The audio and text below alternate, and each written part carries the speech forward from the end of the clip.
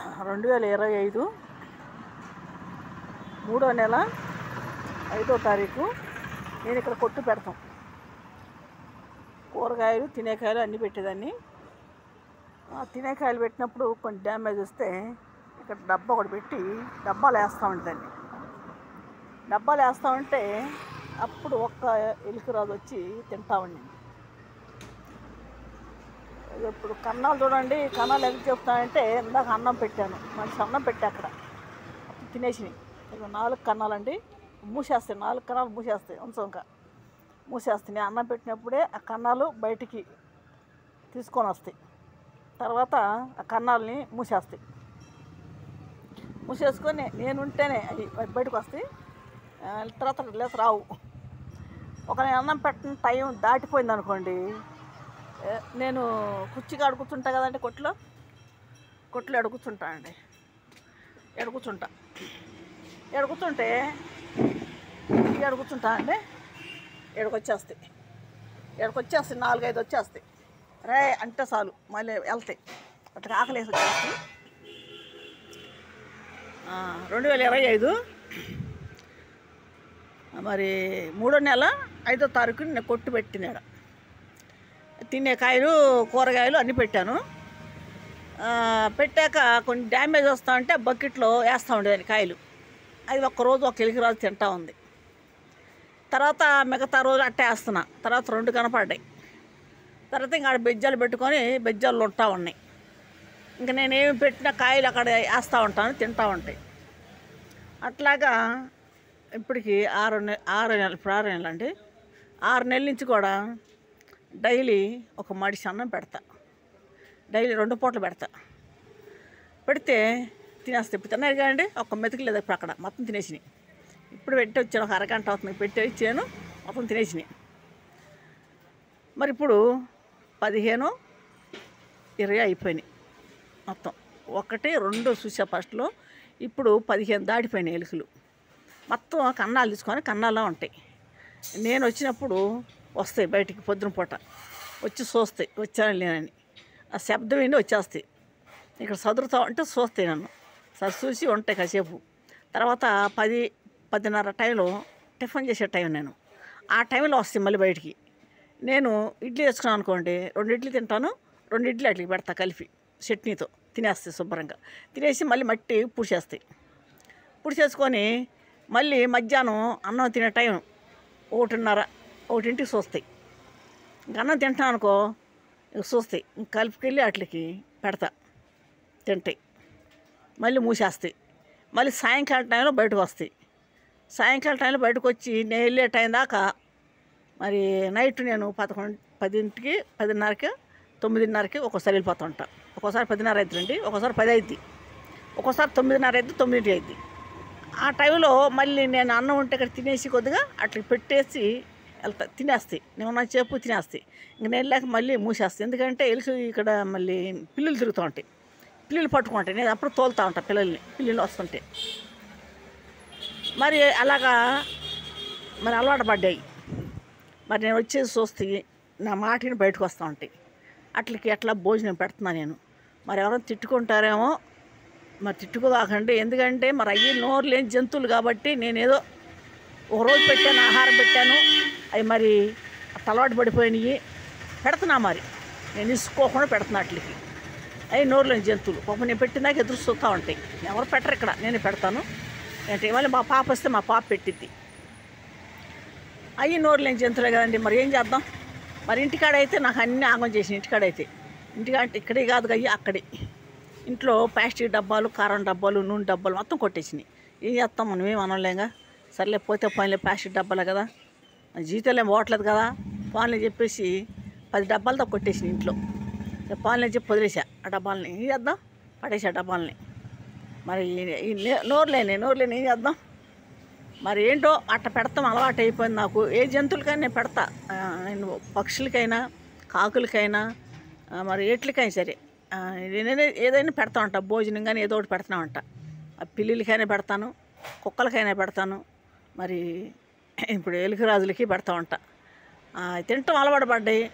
ఇంకా అలవాటు పడ్డాయి కాబట్టి ఇప్పుడు 6 నెలలు నేను కొట్టి పెట్టి 6 నెలలు. అంటే అంతలో అంతకుముందు ఉంది 2020లో, అంతకుముందే ఉంది కొట్టు ఉంటే 2020లో లాక్డౌన్లో తీసేసాను నేను కొట్టు. మళ్ళీ ఇప్పుడు పెట్టానండి.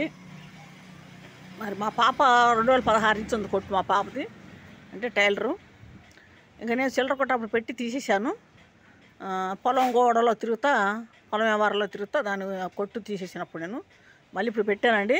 అంటే కాయల వ్యాపారం చేస్తా ఉన్నాను. కాయల వ్యాపారం చేయకుండా ఇంకా కొట్టు పెట్టుకుని అక్కడ కొట్టు పెట్టుకొని కొట్టుకాడే కాయల వ్యాపారం తినే కాయలు కూరగాయలు అన్నీ పెడతా ఉన్నా. అంటే ఇప్పుడు కూరగాయలు తినేకాయలు ఇక్కడ నడవట్లేదు కాబట్టి దాని గురించి దాన్ని ఆపేసాను, కాయలు ఆపేసాను. ఈ కాయలు ఆపేసి తినే డ్రింకులు కానీ ఇవన్నీ పిల్లలు తినే కానీ పెట్టాను. ఎండు చేపలు, రొయ్యలు, మెత్తాళ్ళు, రొయ్య పొట్టు అవి మట్టికి పెట్టామండి. అట్లా ఆ ఎలుక రాజులు అలాగ అలవాటు పడ్డాయి. 4 కన్నాలు చూశారు కదండి, ఆ 4 కన్నాలు మూసేసుకుంటాయి, మళ్ళీ మూసేసుకొని లోనే ఉంటాయి. నేను తినే టైం, నా పెట్టే టైం అట్లా తెలుసు, ఆ టయానికి వస్తాయి. నేను ఇక్కడ కూర్చుంటే నా కాళ్ళ కాడకు వచ్చేస్తాయి. అంటే నేను చేయవు కానీ కాళ్ళ కాడకు వస్తాయి. కాళ్ళ కాడకు వచ్చి నేను చూస్తాను. అట్లా చూడంగానే ఇంకేదో ఒకటి తీసుకెళ్ళి వేస్తాయి, తింటాయి. అట్లాగే అలవాటు పడ్డాయండి. ఎవరు తిట్టుకోకండి దీని గురించి. ఏంటంటే మరి మనం ఏదో అది కూడా ఒక జీవే కదండి, ఒక ప్రాణమేగా. నేను వీటిని కూడా నేను కోప్పడను. కాకపోతే కుక్కల గురించి కూడా చెప్తాను, కానీ కుక్కలు కూడా చర్య తీసుకోవాలి. ఏంటంటే గవర్నమెంట్ అనేది చర్య తీసుకోవాలి. అట్లకి ఏదన్నా ఇండిషన్లు ఇచ్చో మరి అవి పెరగకుండా, మరి అట్లా కరిచినా ఏం అమ్మకుండా ఇండిషన్లు ఇచ్చి ఏదన్నా భద్రత చేస్తే బాగుంటుంది. గవర్నమెంట్ పట్టించుకొని మరి నోరు లేని జీవాలు కదండి, కొంచెం చంపకూడదు. అది దానిది ఒక ప్రాణమే కదా. అది కాకపోతే రోడ్ల మీద ఎగబడతా ఉంటాయి, చాలా గుంపులుగా ఉంటాయి. ఇక్కడైనా ఉంటున్నాయి, తాడేపల్లి కూడా ఉంటున్నాయి, గుంపులు ఉంటాయి. ఏం చేద్దాం మరి, నోరు లేని జంతువులు. ఏంటంటే ఇప్పుడు మనుషులకు కూడా ఆపరేషన్లు చేస్తున్నారు కాబట్టి పిల్లలు పుట్టకూడదని ఆటలు కూడా చేస్తే అవి కూడా కొంచెం కంట్రోల్లో ఉంటాయి కదా, అవి కూడా కొంచెం కంట్రోల్లో ఉంటాయి. అంటే ఇక పెరగకుండా అట్లా ఉంటాయి, అంతేగాని ఇంక పెరగకుండా ఉంటాయి. ఏది ఇప్పుడు ఒక కుక్క ఉందండి, ఇంకోండి ఆడకుక్క ఉందనుకో 10 పిల్లలను పెట్టేస్తుంది, 5 పిల్లలను పెడుతుంది. అవి ఏం చేస్తున్నాయి, పెరుగుతున్నాయి. అవి మళ్ళీ పిల్లలను పెడుతున్నాయి. అట్లా డబల్ అయిపోతున్నాయి. అట్లా డబల్ అవ్వకుండా ఇప్పుడు మనుషులకు కూడా ఆపరేషన్లు పెడుతున్నారు కాబట్టి ఒకళ్ళకి, ఇద్దరికి, ముగ్గురు కానీ వాటికి కూడా అలాగే ఆపరేషన్ ఏదైనా ఉంటే దానికి కూడా చర్య తీసుకుంటే బాగుంటుంది.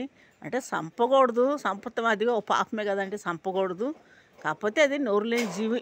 అంటే మనం పిలిస్తే దగ్గరికి వస్తాయి, మనకి ఏదైనా అలవాటు చేసుకుంటే దగ్గరికి వచ్చేస్తాయి. మనం ఏదైనా బిస్కెట్ పెట్టినా ఏదైనా పెట్టినా మన దగ్గరికి వస్తాయి. మనం ఒకరోజు పెట్టాము, ఒక 2 రోజులు మన కోసం ఎదురు చూస్తూ ఉంటాయి. అవి నోరు లేని జీవాలు, మనం ఏం చేయలేము వాటిని. ఎందుకంటే వాటి చచ్చిపోతున్నారు, కొంతమంది కరుత్తోని పిల్లలు చచ్చిపోతున్నారు, పెద్దలు చచ్చిపోతున్నారు. కాదంట్లా, దాని గురించి కాదు, చర్య తీసుకోవాలి, గవర్నమెంట్ చర్య తీసుకోవాలి.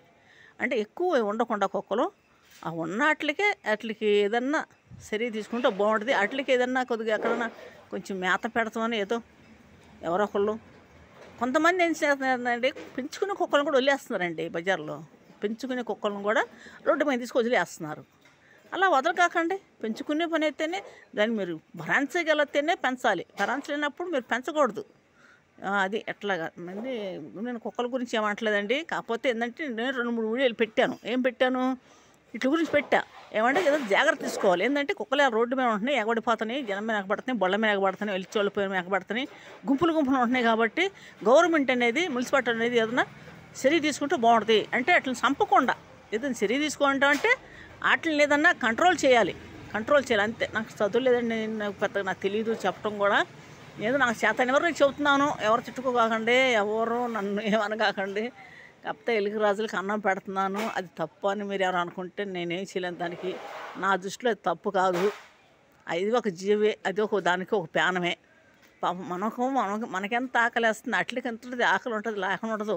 నేను పెట్టాను, అన్నం పెట్టాను చూడండి, గబగబ తినేసి మొత్తం తినేసి ఒక మెతుకు లేకుండా అక్కడ మళ్ళీ చెంగలకు మాని. ఇప్పుడు నేను అన్నం పెట్టినప్పుడు తీసాను వీడియో, ఇప్పుడు అన్నం తినేసినా కూడా ఒక వీడియో తీసానండి, ఇది కూడా పెడతాను ఇప్పుడు చూడండి. మీరు ఎవరు కూడా కోప్పడగాకండి. ఎందుకంటే అవి మరి మొన్న మండ్రకబ్బు వచ్చిందండి, మరి అది తిరిగేటప్పుడు తీద్దాం అనుకున్న వీడియోను. అది గబగబ వెళ్ళిపోతుందంటే దాని ప్రమాదం కదండి. అది ప్రమాదం. ఇసుం పురుగు, అది ఇసుం పురుగు కాబట్టి దాన్ని చంపగలిగాను. అది ఇసుం పురుగు, అది దాన్ని వదిలేసామంటే ప్రమాదమే కదండి. అందుకని దాన్ని ఆ రోజు చంపాల్సి వచ్చింది. నేను ఇలా చంపేదాన్ని కాదు, దాన్ని కూడా నేను చంపేదాన్ని కాదు. అది ఇసుం పురుగు కాబట్టి నేను చంపాల్సి వచ్చింది. అంటే మళ్ళీ గబుకొని వచ్చిందంటే మనం కరిచిందంటే ప్రమాదమే కదండి. అది అందువల్ల నేను దాన్ని ఆ రోజు సంపాదించింది. లేకపోతే నేను మామూలుగా సంపన్న ఏట్లు కూడా చూడండి. మా వీడియో చూడండి. గుంటూరు జిల్లా తాడేపల్లి బోసమ్మ సెంటర్ 17వ వార్డు మసీద్ దగ్గర కొట్టండి. మా చిల్లర కొట్టు. నా పేరు శాంతి. ఆ వీడియోలు కూడా చాలామంది చూస్తున్నారు. చూసేవాళ్ళు కూడా కథ మిగతా వాళ్ళకి పంపండి. మీ ఫ్రెండ్స్కి, మీ బంధువులకి, మీ తోడబుట్టిన వాళ్ళకి ఎవరికొకరు చెప్పండి మా ఛానల్ గురించి. ఛానల్ పేరు కూడా నేను చెప్తానండి, తాడేపల్లి కే శాంతి. యూట్యూబ్లో కొట్టండి, నా వీడియోలు మొత్తం వస్తాయండి. ఏ వీడియో నేను తీస్తూనే ఉంటాను, ఏదో ఒకటి చెప్తూనే ఉంటాను, ఏదో తీస్తూనే ఉంటాను. ప్రతి వీడియో వస్తూనే ఉంటుంది నాది. మీకు నచ్చితే చూడండి, నచ్చలేదనుకో సరే మీకు నచ్చపోతే ఇంకెవరికైనా చెప్పండి మన వీడియో గురించి, మా వీడియోల గురించి. తర్వాత ఏదో కొన్ని ఉంటాయండి, కొన్ని తీస్తూ ఉంటాను. కొన్ని ఏదైనా చెత్త అంటారేమో, ఏదో తీస్తూ ఉంటా. కొన్ని మంచివి తీస్తూ ఉంటా. ఏదైతే గుళ్ళు గురించి మరి ఏదైనా సంపాదన దొరుకుతూ ఉంటాయి కదా, ఏదో ఒకటి అవి తీస్తూ ఉంటాను. కొంతమంది తీయమంటారు, తీస్తూ ఉంటాను. కొంతమంది నేనే తీస్తాను. దగ్గరికి వెళ్ళి చాలామందికి అడుగుతూ ఉంటారు, రమ్మని పిలిచి అడుగుతారు, వీడియో తీయమని చాలామందికి అడుగుతూ ఉంటారు. తీస్తూ ఉంటాను వీడియోలు రోజు. నాకంటే ఏముండదండి, నాకు ₹1 నాకు రాదు. ఎవరో నా సొంత డబ్బులు పెట్టుకొని నేను చేస్తూ ఉంటాను ఏదైనా. ఏంటంటే దీనికి నెట్కి బ్యాలెన్స్ అయిపోతే నేను బ్యాలెన్స్కి నేను పెట్టుకుంటాను డబ్బులు. నాకు ఎవరో ₹1 ఎవరండి, ఏ వాళ్ళకు కూడా నాకు ₹1 రాదు. నా డబ్బులే ఖర్చు పెట్టుకుంటాను, నా ఏవే ఖర్చు పెడతాను. కానీ నాకు విసుకొనిపించుకోకుండా ఏ వీడియో పిలిచినా వెళ్ళి తీస్తూ ఉంటానండి. ఏ వీడియో తీస్తా. కృష్ణుడి గుడి కాడ చెప్పారు, వెళ్ళాను, ఒక వీడియో తీసానండి. అక్కడ అడుగుతారు, చాలామంది అడుగుతారు కృష్ణుడి గుడి దగ్గర. వాళ్ళు గుళ్ళ కాడ వచ్చి తీయమంటారు, వీడియోలు తీయమంటారు, తీస్తూ ఉంటా. ఏ వీడియో తీస్తూ ఉంటా. వాళ్ళు మరి దేవుళ్ళు ఊరేగిస్తే తప్పుడు కూడా తీస్తూ ఉంటా, తీయమంటారు, తీస్తూ ఉంటాను. ఒక్కొక్కరు తీసుకెళ్ళి నన్ను పిలిపించాలో తీపిస్తూ ఉంటారు వీడియోలు. తీస్తానండి, తీసి ప్రతి వీడియో పెడతా ఉంటాను. నాకు ఆ వీడియో లేదండి, ఎవరు చూసేది వాళ్ళు చూస్తారు, ఎవరు ఇష్టమైంది వాళ్ళు చూస్తారండి. ఇప్పుడు మేము చర్చికి వెళ్తాం కాబట్టి నేను చర్చిది పెడతా, మసీదులది పెడతా, మరి హిందువులు మరి గుడుల గురించి పెడతా ఉంటా. మరి ఎవరిది కూడా చెడ్డ రాకూడదండి. ఎందుకంటే నేను అన్నీ పెట్టాలి. ఎందుకంటే మనకి ఛానల్ ఉంది కాబట్టి పెడతాం. ఛానల్ లేకపోతే పెట్టాం అనుకో. ఇప్పుడు మేము ఏంటంటే మీరు ఏమనుకుంటారేమో, మీరు ఏంటంటే ఏమో ప్రార్థనకి వెళ్ళి మడిచి ఎన్ని పెడుతుంది అనుకుంటారేమో. అది స్వార్థం కదండి, మరి అది స్వార్థమేగా. మా చర్చిదే పెట్టామనుకో ఏమనుకుంటారు, స్వార్థమేగా. ఇంకొన్ని ఛానల్ నుండి కూడా మా వీడియోలు పెట్టట్లేదు, వీళ్ళు వీడియోలు పెట్టుకుంటుందని చెప్పి అంటారు కదా. ఆ స్వార్థం నాకు వద్దండి. అందరికీ పెడతాను, నేను అందరికీ పెడతాను. చూడండి, మరి ప్రతిదీ నేను పెడతా ఉంటాను, ప్రతి వీడియో పెడతా ఉంటాను. నేను చెయ్యను, పెట్టను అని అన్నం ఎవరు కూడా. నేనే ఖర్చు పెట్టుకుంటా, నాకు ఛానల్కి కూడా నేను ఖర్చు పెట్టుకుంటాను. ఎందుకంటే దానికి ఎంత అమౌంట్ అవుతుంది, బ్యాలెన్స్ అయిపోతున్నా మళ్ళీ నేను నెట్ బ్యాలెన్స్ చేయించుకొని వీడియోలు వెళ్ళి తప్పనిసరి ఎవరో ఒకరు చూస్తారని చెప్పి పెడతా ఉంటాను. మా వీడియో కోసం ఎవరో ఒకరు ఎదురు చూస్తూనే ఉంటారు. నేను వీడియో పెట్టగానే ప్రతి వాళ్ళు ముందు ఆన్ చేస్తారు, నా వీడియోను చూస్తారు మా ఛానల్లో. చూడండి, నా పేరు కూడా శాంతేను, తాడేపల్లి కే శాంతి. మరి యూట్యూబ్లో కొట్టండి, యూట్యూబ్లో కొడితే నా వీడియోలు మొత్తం వస్తాయండి. మరి నాకు భూమి సమస్య మాది 5 ఎకరాల 20 సెంట్లు భూమిని కబ్జా చేశారని చెప్తున్నాను. ఆ భూమి కోసం నేను తిరుగుతున్నాను, దానికోసం నేను దిగాల్సి వచ్చింది యూట్యూబ్కి. అందరికి తెలియాలని అందరూ నన్ను అంత హింసించేశారు, కబ్జాదారులే కానీ మరి అధికారులే కానీ నన్ను చాలా హింసించేశారు, బాధ పెట్టారు. దానివల్ల నేను ప్రజలకు తెలియట్లేదని చెప్పి నేను ఈ వీడియోలు తీసి నేను పెట్టాల్సి వచ్చింది. దానివల్ల నాకు అన్నీ తీస్తున్నానండి.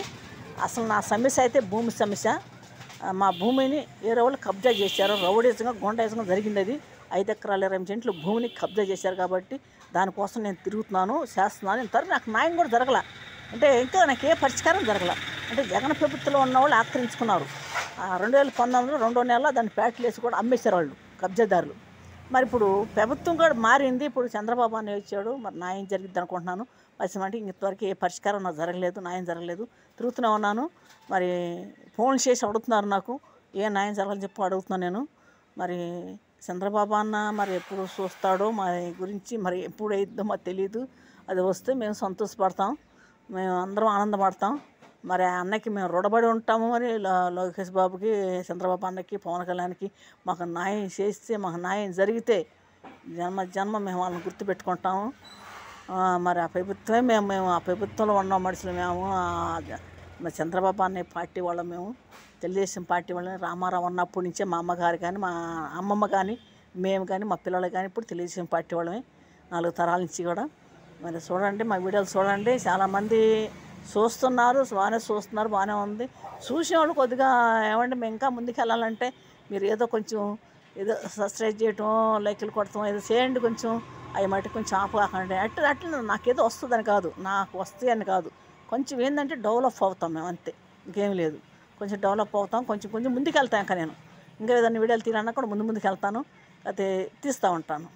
మీరు చూడాలనుకుంటే మా ఛానల్ నేను ఇంకా మంచి పెట్టాలనుకుంటే కొంచెం మీరు కూడా మాకు కొంచెం అనుకూలంగా చేయండి.